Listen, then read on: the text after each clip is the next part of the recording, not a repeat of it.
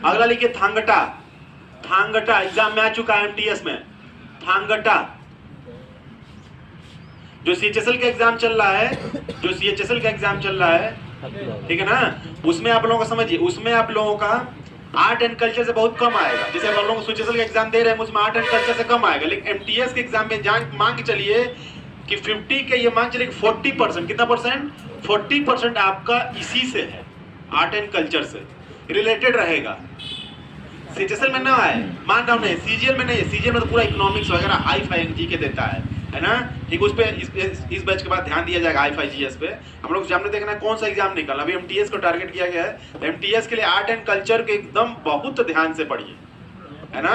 CGL में art and culture कम आएगा, MTS में कम आएगा, लेकिन ये मान चले कि ये एमटीएस में इतना ज्यादा आर्ट एंड कल्चर आता है, कौन सा नृत्य, कौन सा भोजन, कौन सा कपड़ा, कौन सा प्रसिद्ध है, जीआई टैग, है ना, रामसर, ये सब इतनी ज्यादा आते हैं कि आपको पढ़ना पड़ेगा, ठीक है। बहुत ध्यान से पढ़िए इसको, और रिलेट करके कई बार थोड़ा डीप पूछता है, जैसे आप लोग कल क्वेश्चन बता ही रहे थे आप लोग कि कितना अंदर से जाकर पूछ रहा है, इसलिए उसको ध्यान दीजिएगा। हर परीक्षाओं की अलग अलग डिमांड होती है, उस डिमांड को पूरा करिए, है ना। पता चले कुछ और पढ़ रहे हैं, आए एग्जाम कोई और दे रहा है, ऐसा नहीं हो पाएगा। समझ में आ रही बात?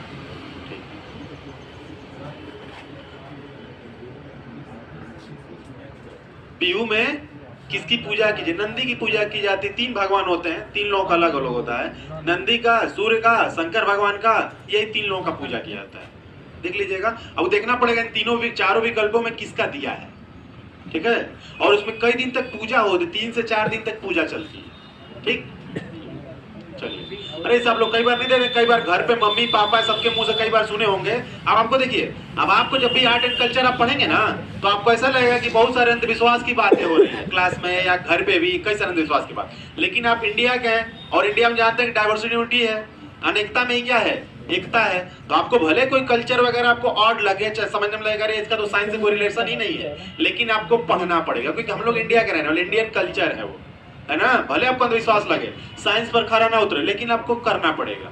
जैसे बहुत से लोग देखे होंगे, कई बार घरों में बोलते हैं लोग कि शंकर से अगर आप कोई अपनी बात कहनी हो तो उनके बीच का कौन है, खबरीलाल, नंदी के कान में जाके बोलते हैं लोग। कई सारे मंदिरों में नियम है ये कि नंदी के कान में जाके अपने मन क्या बोलते हैं, मन्नत को जाकर कहिए तो बात पहुंचा दे किसके पास, शंकर जी के पास। अब ये है, अब क्या करेंगे, बात समझ में आ रही है?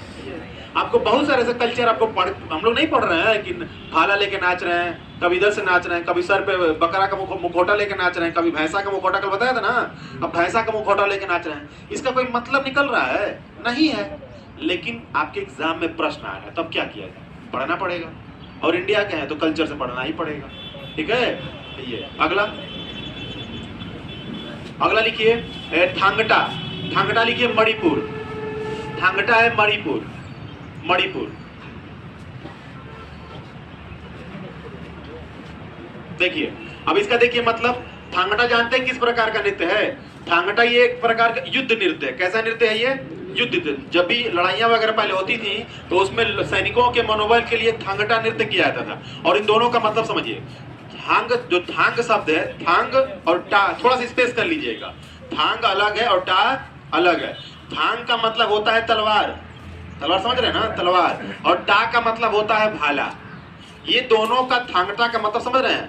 थांग का मतलब है तलवार और टा का मतलब क्या है, भाला। इसलिए दोनों देख नहीं रहे हैं, इसका यूज का किचन में होगा, लौकी तलवार से काटेंगे, कलछुल से भाला चलाएंगे, इन दोनों का प्रयोग कहाँ होगा, युद्ध में ही होगा।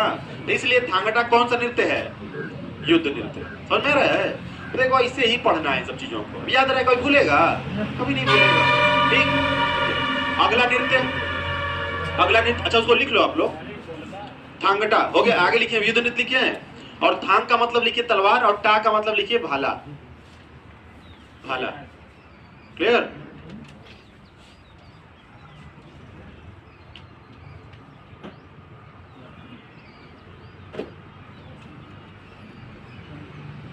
अगला लिखिए रांगमा।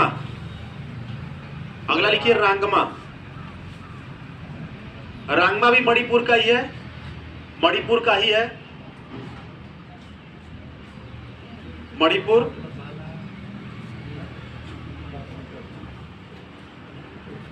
अब देखिए, आपको मैं बताया था कि नागालैंड में विशेष रूप से जो कट्टर टाइप के जो लोग होते हैं नागा वहां पे पाए जाते हैं, लेकिन जो नागा जनजाति में भी कई सारी टाइप्स है।